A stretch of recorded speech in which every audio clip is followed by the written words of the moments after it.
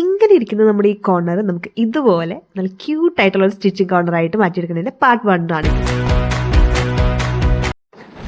ഏകദേശം ഒരു 10 വർഷം മുന്നാട്ടോ ഈ മെഷീൻ വാങ്ങിച്ചേക്കുന്നത്. അപ്പോൾ അത് ഉപയോഗിക്കാണ്ടിരുന്നിട്ട് കേടായിട്ട് സർവീസ് ചെയ്ത് കൊണ്ട് വെച്ചേക്കുന്ന. എന്നാലും നമുക്കിതൊന്നും കൂടി ക്ലീൻ ചെയ്തെടുക്കാം. ജോക്കുവിന് എന്താ തയ്ച്ചേരൻ്റെ അമ്മ ഡ്രസ്സ്? എന്ത് ഡ്രസ്സാണ് വേണ്ടേ? ബാറ്റ്മാൻ്റെ ഡ്രസ്സാ? ഏത് കളർ? ബ്ലാക്ക്, പിന്നെ യെല്ലോ ഉണ്ടോന്ന് എനിക്ക് അറിഞ്ഞോടാ. ശരിക്കും യെല്ലോ ഇവിടെ ഇങ്ങനെ ബാറ്റ്മാൻ സർവീസ് ചെയ്യാൻ കൊടുത്ത് സ്റ്റിച്ച് ആട്ടോ കാണുന്നത്. അവർ സ്റ്റിച്ച് ചെയ്ത് തന്നത്. ഇതിൻ്റെ ഉള്ളിലൊക്കെ ചിലപ്പോൾ പൊടി കയറിയിരിക്കുന്നുണ്ടാവും. ഈ സാധനം ഞാൻ ഉള്ളിലെടുക്കുമ്പോൾ ഇത് തലവേദന ഒന്നും ഞാൻ വിചാരിച്ചില്ല. നമുക്ക് കാണിച്ചു തരാട്ടെ ഞാൻ എന്തുണ്ടായെന്ന്. അപ്പോൾ ഇതിൻ്റെ ഉള്ളിലത്തെ പൊടിയൊക്കെ എനിക്ക് പറ്റുന്ന പോലെയൊക്കെ ഞാൻ കാണിച്ചിട്ടുണ്ട്. ഇത് നമ്മുടെ ഓൾറെഡി ഉള്ള വേറൊരു മെഷീനാണ് കേട്ടോ. ബിഗിനേഴ്സിന് പറ്റിയിട്ടുള്ള ഒരു നല്ല മെഷീൻ തന്നെയാണ് ഇത്. ഞാൻ ഈ മെഷീൻ്റെ സ്റ്റാൻഡ് മേലെ വെച്ചായിരുന്നത്. അത് ആദ്യമായിട്ട് മാറ്റാം. എന്നിട്ട് നമുക്ക് ഈ മെഷീൻ്റെ ഹെഡ് ഇതിന്മേൽ തന്നെ ഫിറ്റ് ചെയ്ത് കൊടുക്കാം കേട്ടോ. നല്ല വെയിറ്റ് ഉണ്ട് കേട്ടോ. വിചാരിക്കണ പോലെയൊന്നല്ല. ഒരു 10 കിലോ ഒക്കെ ഉണ്ടെന്ന് തോന്നുന്നു. സാധാരണ മെഷീനുകൾക്കൊന്നും ഇത്ര വെയിറ്റ് ഉണ്ടാവാറില്ല. നമുക്ക് എക്സസൈസ് ചെയ്യാനൊക്കെ എടുക്കാം. നിങ്ങൾ ചിലപ്പോൾ ഇത് ഈസി ആയിട്ട് എടുത്ത് പൊക്കുന്നുണ്ടാവും കേട്ടോ. പക്ഷെ എനിക്ക് ഇത് നല്ല വെയിറ്റ് ആയിട്ട് തോന്നുന്നു. അപ്പോൾ ഇനി നമുക്കിത് ഫിറ്റ് ചെയ്യാം. എനിക്ക് പൊടി അടിച്ച് കഴിഞ്ഞാൽ അപ്പം തുമ്മൽ വരും കേട്ടോ. ഇനി ഇത് മാറണമെങ്കിൽ ഒരു 5-6 മണിക്കൂറെങ്കിലും പിടിക്കും. അപ്പോൾ ആദ്യം തന്നെ നമുക്ക് ഈ വള്ളി ഉണ്ടല്ലോ ഇതെടുത്ത് മാറ്റി വയ്ക്കാം. ആക്ച്വലി നമുക്ക് മോട്ടർ വർക്കാവുന്ന മെഷീനാണിത്. പക്ഷെ അതിൻ്റെ മോട്ടർ എവിടെ വെച്ചിട്ടുണ്ടെന്ന് എനിക്ക് ഓർമ്മയില്ല. പിന്നെ നമുക്ക് ഈ 2 ഇതുപോലെ കൊളുത്തുകൾ ഉണ്ടാവും. ഇതിൻ്റെ ഉള്ളിൽ ഇതുപോലെ തന്നെ നമ്മുടെ ഹെഡിൻ്റെ ഉള്ളിലും 2 ഹോൾസ് ഉണ്ട്. അത് രണ്ടും കറക്റ്റായിട്ട് ഇതിൻ്റെ ഉള്ളിലേക്ക് ഒരുമിച്ച് തന്നെ കയറ്റി വയ്ക്കുകയാണെന്നുണ്ടെങ്കിൽ അതിൻ്റെ ഉള്ളിൽ ലോക്ക് ആയിക്കോളും. പിന്നെ അങ്ങോട്ടും ഇങ്ങോട്ടും ഒന്നും അനങ്ങില്ല കേട്ടോ. നമ്മളൊക്കെ സക്സസ്ഫുള്ളി അത് കംപ്ലീറ്റ് ചെയ്തിട്ടുണ്ട്. പിന്നെ നമുക്ക് ഈ വയർ ഇപ്പോൾ തൽക്കാലത്തേക്ക് ഇട്ട് കൊടുക്കാം. കാരണം സ്റ്റിച്ച് ചെയ്യണമെന്നുണ്ടെങ്കിൽ ഇത് വേണം. മോട്ടർ ഫിറ്റ് ചെയ്തതിൻ്റെ ആവശ്യമില്ല കേട്ടോ. പണ്ട് എൻ്റെ അനിയനൊക്കെ ഇങ്ങനെ അമ്മയുടെ മെഷീൻ്റെ അവിടെ ഇരുന്നിട്ട് ഇതുപോലെ ഈ ചക്ര ഉരുട്ടിയിട്ട് ബസ് പോലെ കളിക്കാറുണ്ട്. എനിക്കത് ഓർമ്മ വന്നേ പെട്ടെന്ന് വന്നപ്പോൾ. അപ്പോൾ നമുക്കിനി എല്ലാ ഓയിൽ കൊടുക്കാം. കാരണം കുറച്ച് നാളായിട്ട് ഓയിലൊന്നും കൊടുത്തിട്ടില്ല. ആ ബോബിൻ കേസൊക്കെ ഇടുന്ന ആ സ്ഥലമല്ലേ അവിടെ ഓയിൽ കൊടുക്കുക. പിന്നെ ചെറിയ ചെറിയ ഹോളുകളുണ്ടല്ലോ അവിടെ കൊടുക്കുക. നൂലുകൾ പോണ വഴിയിൽ കൊടുക്കുക. എല്ലാ സ്ഥലത്തും ഇതുപോലെ ചെറുതായിട്ട് ഓയിൽ കൊടുത്തിരിക്കുക കേട്ടോ. ഓയിൽ നമ്മൾ മെഷീനിൽ കൊടുക്കുമ്പോഴും ശ്രദ്ധിക്കേണ്ട കുറച്ച് കാര്യങ്ങളൊക്കെ ഉണ്ട്. അപ്പോൾ അതൊക്കെ നമുക്ക് അടുത്ത പാർട്ടിലെ വീഡിയോസിൽ ഞാൻ ഇൻക്ലൂഡ് ചെയ്യാം കേട്ടോ. നിങ്ങൾക്ക് വേണമെന്നുണ്ടെങ്കിൽ നിങ്ങളൊന്ന് കമൻറ്റ് ചെയ്തോളൂ. നിങ്ങൾക്ക് ഇങ്ങനത്തെ വീഡിയോസൊക്കെ ഇഷ്ടപ്പെട്ടാണെങ്കിൽ ലൈക്ക് ചെയ്യാൻ മറക്കരുത്.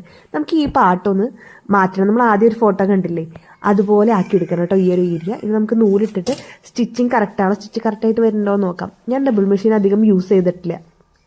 കൂടുതലും സിംഗിൾ മെഷീനും പിന്നെ നമ്മൾ നേരത്തെ കണ്ടില്ലേ ജെനോമിൻ്റെ ആ മെഷീനാണ് കൂടുതൽ യൂസ് ചെയ്തേക്കണേ. അതുകൊണ്ട് തന്നെ എനിക്കിതിൻ്റെ നൂലിടുന്നത് കറക്റ്റാണോ എന്ന് അറിയണ്ടായിരുന്നില്ല.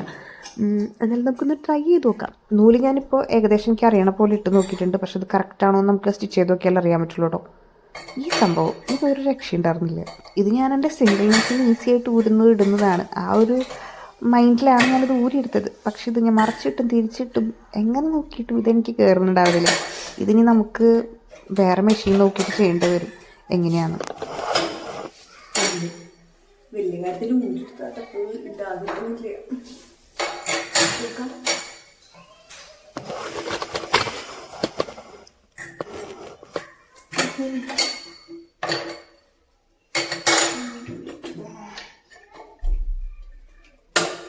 ഇങ്ങനെ തന്നെയാണ് സംഭവം. പക്ഷെ ഇത് അതിനടിയിൽ കൂടെ വന്നു പോകുന്നു. നോക്കി നോക്കാം. ഞാനത് അങ്ങനെയൊന്നും ചെയ്ത് നോക്കിയിട്ട് ശരിയാവുന്നുണ്ടായിരുന്നില്ല കേട്ടോ. പിന്നെ ഞാൻ ഇതിൻ്റെ ഈ വള്ളി അഴിച്ചിട്ട് കുറച്ചൊന്നും ഇങ്ങനെ പൊക്കി പിടിച്ച് കഴിഞ്ഞിട്ട് ഇട്ട് നോക്കി. പക്ഷെ അപ്പോഴും അത് വർക്കാവുന്നുണ്ടായിരുന്നില്ല. കുറേ നേരം നമ്മൾ ഇതുമേനെ നോക്കിയിരുന്നിട്ട് കാര്യമില്ല എന്ന് എനിക്ക് തോന്നുന്നു. ഇതിനി വേറെ മെഷീനിലെങ്ങാനും പോയി നോക്കിയിട്ടോ വീട്ടിലൊരെണ്ണം കിടക്കുന്നുണ്ട്. അല്ലാന്നുണ്ടെങ്കിൽ യൂട്യൂബിലോ ഗൂഗിളിലെങ്ങാനും നോക്കിയിട്ട് നമുക്ക് ചെയ്ത് നോക്കാം കേട്ടോ. നോക്കട്ടെ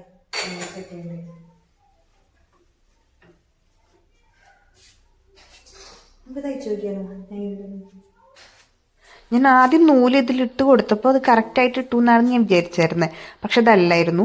കാരണം നമുക്ക് സ്റ്റിച്ച് ചെയ്ത് നോക്കുമ്പോൾ നൂല് പൊട്ടിപ്പോവുക, അല്ലെങ്കിൽ നൂല് മര്യാദയ്ക്ക് സ്റ്റിച്ച് വരാതിരിക്കുക, തുണി കുരുങ്ങിപ്പോവുക, അങ്ങനെ കാര്യങ്ങളൊക്കെ ഉണ്ടാവുകയാണെങ്കിൽ നമ്മൾ നൂലിട്ടത് കറക്റ്റ് അല്ല എന്നാണ് അർത്ഥം.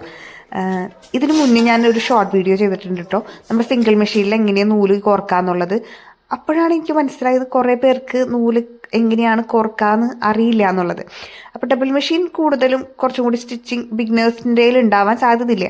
അപ്പോൾ നിങ്ങൾക്ക് ആർക്കെങ്കിലും അറിയാത്തതുണ്ടെന്നുണ്ടെങ്കിൽ പറഞ്ഞു കഴിഞ്ഞിട്ടുണ്ടെങ്കിൽ ഞാനത് കാണിച്ചു തരാം. സിംഗിൾ മെഷീനാണ് നിങ്ങൾ യൂസ് ചെയ്യുന്നുണ്ടെങ്കിൽ അതെങ്ങനെ നൂല് കോർക്കാന്ന് അറിയില്ല എന്നുണ്ടെങ്കിൽ നമ്മൾ ഓൾറെഡി ഒരു വീഡിയോ ചെയ്തിട്ടുണ്ട് കേട്ടോ, അതൊന്ന് ചെക്ക് ചെയ്ത് നോക്കൂ. ഇപ്പോൾ നമ്മുടെ കറക്റ്റായിട്ട് മെഷീനിൽ കോർത്ത് കൊടുത്തപ്പോൾ സ്റ്റിച്ചിങ് കറക്റ്റായിട്ട് നമുക്കിതുപോലെ കിട്ടിയിട്ടുണ്ട് കേട്ടോ. അങ്ങനെ നമ്മുടെ സ്റ്റിച്ചിങ് കറക്റ്റായിട്ടുണ്ട് കേട്ടോ. നമ്മൾ സക്സസ്ഫുള്ളി നമ്മുടെ ഫസ്റ്റ് പാർട്ട് കംപ്ലീറ്റ് ചെയ്തേക്കാണ്. സക്സസ്ഫുള്ളി ഈ ഒരു സാധനം എക്സ്ട്രാ വന്നിട്ടുണ്ട്, അത് ഫിറ്റ് ചെയ്യാൻ പറ്റണില്ല. പിന്നെ നമ്മുടെ ഈ വയർ മാറ്റിയിട്ട് മോട്ടറും വെക്കണം, അത് എവിടെയാണെന്ന് നോക്കി തപ്പി കണ്ടുപിടിക്കണം.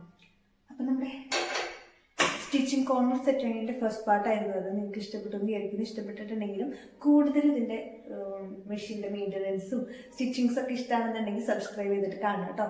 അപ്പോൾ നമ്മുടെ അടുത്ത പാർട്ട്സായിട്ട് കാണാം. അതായിരിക്കും ബൈ.